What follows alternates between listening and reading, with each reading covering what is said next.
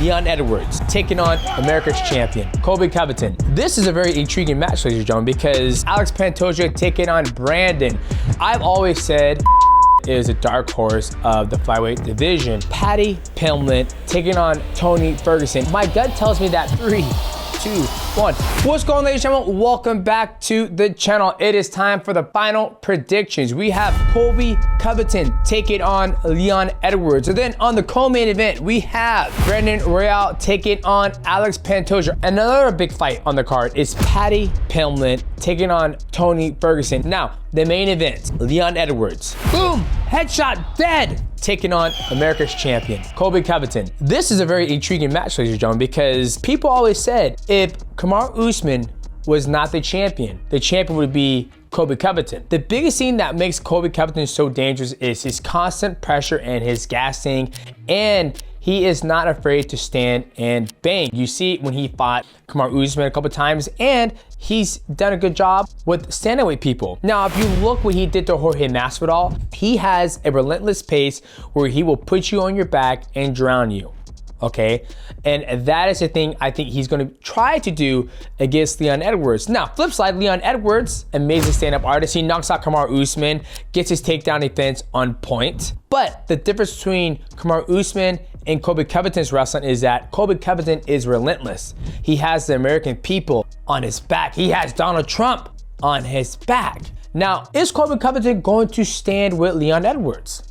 Probably not, because Leon Edwards is a sniper. He's very good about his inside kick. He's also very good about going high, and he's very clean with his shots. Now, he does get lazy from time to time.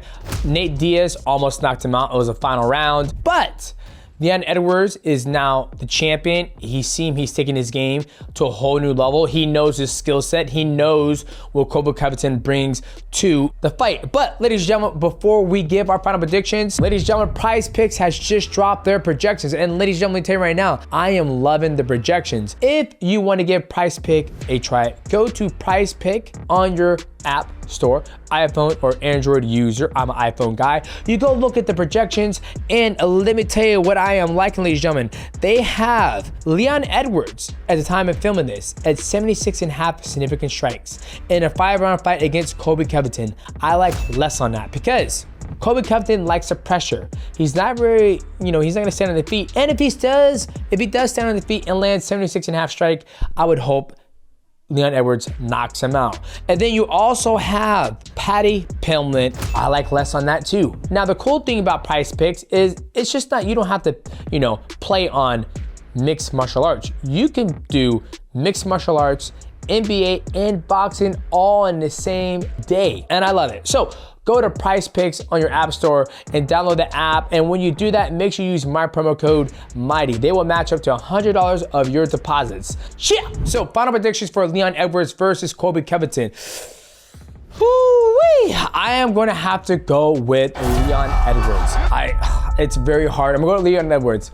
Reason why is I think Leon Edwards is going to be able to stop the shot from Colby Covington. And I think he's going to be able to land the shot that's going to get him the big W. Now, if Colby Covington is able to execute his game plan, which is to smother Leon Edwards and get Leon Edwards doubting himself, feeling sorry for himself, we can see a brand new champion, Colby Covington. Another big fight on the card is Paddy Pimblett taking on the El Cucuy, aka the old school boogeyman, aka Tony Ferguson. Now, that is also a big fight. It almost feels like this is the co-main event. Reason why is because you have two athletes, one that's almost a rising star and two that is almost on his way out. What I mean by that, Tony Ferguson has been fighting forever, right? He's been on a long losing streak. If you guys go back, I broke down his fight against Michael Chandler, which I felt like he was winning the first round. Then he got knocked out with a head kick, but he also went on a big losing streak to Bobby Green and a lot of other athletes. Now, here's Paddy Pimblett. People believe his last fight he lost against Josh Gordon, and now he's come back. Paddy Pimblett is also known for fan favorite of a brawler, and two, becoming extremely heavy and coming down lower. So when I look at this fight, the biggest thing that I look at is how long Tony's been fighting for. He did do some training with David Goggins, where David Goggins puts you in a good mental state and makes you stay hard. But is that going to be enough to get past Paddy Pimblett, a younger and more hungrier athlete? Now, Tony Ferguson has been the boogeyman for so long by the way he approaches his fights an unorthodox way. He would do jumping on your legs, going for heel hooks. He had those sharp elbows, very, very stiff jab. But in the last of his fights, when he fought Justin Gaethje, he took a lot of damage. He's taken a lot of damage over the years, but he still believes he can still compete at a very, very high level. Now, this is make it or break it for Tony, believe it or not. I believe it's make it or break it. If he loses this fight, I can see Tony Ferguson getting his walking papers and never compete in UFC again, even though he's an amazing athlete and he is one of the most successful lightweights, one of them in UFC history. Now, Paddy Pimblett, for him, he's seeing it as a lose-lose situation. He's gonna go out there, he's supposed to beat Tony Ferguson, and if he does beat Tony, everybody's like, well, you're supposed to beat Tony, he's old as hell. Or if he loses to Tony, he's like, well, I lost to Tony Ferguson, so where does that put me? So he's going into a lose-lose situation. Now, my gut tells me that Paddy Pimblett is going to win this fight because he's a younger, healthier, he's been on a good win streak, he can take a lot more shots, and he seems younger and more explosive. Now, if you put Prime Tony in there, I think Prime Tony destroys Paddy Pimblett because he hasn't suffered as much damage. But I have to look at this facts that is Tony is a little bit older than Paddy Pimblett. So, but it's a very exciting fight. And if you guys have not seen my breakdowns, make sure you go watch my breakdowns because I break down what these two gentlemen do very well. Now, let's go ahead and take a look at the co-main event. Alex Pantoja taking on Brandon. Now, I've always said Alex Pantoja is a dark horse of the flyweight division. Even when he did the Ultimate Fighter, when it was all the flyweights around the world, all the champions, I had him as one of the best fighters in that tournament. But sometimes the path to victory is always longer than or harder for other gentlemen. But now Alex Pantoja is the flyweight champion. He beat Brandon Moreno in the last fight. Now, here's the biggest thing. Alex Pantoja is legit. He's got hands, he's got a hard chin, and his biggest strength, in my opinion, is his grappling, which is his ace in the hole. Now, flip side, let's look at Brandon. Brandon has had some ups and downs. He's broke his arm in one of his fights. He's been in some wars, but he also has a slick submission game.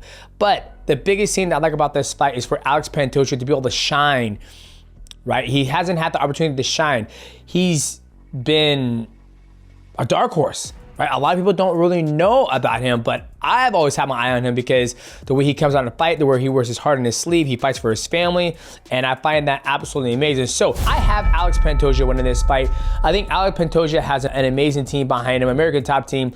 The man has been battle tested. I think it's his time for his star to shine. This gentleman has been through the ringer, one of the best flyweights on the planet. He's got amazing training partners, Adrian Moraes, one of my former opponents. So my picks, the Mighty Cast picks, is Leon Edwards and Alex Pantoja. We would love to know your picks, and make sure when you make your picks, make it in the only right place, ladies and gentlemen, which is Prizepicks. We out!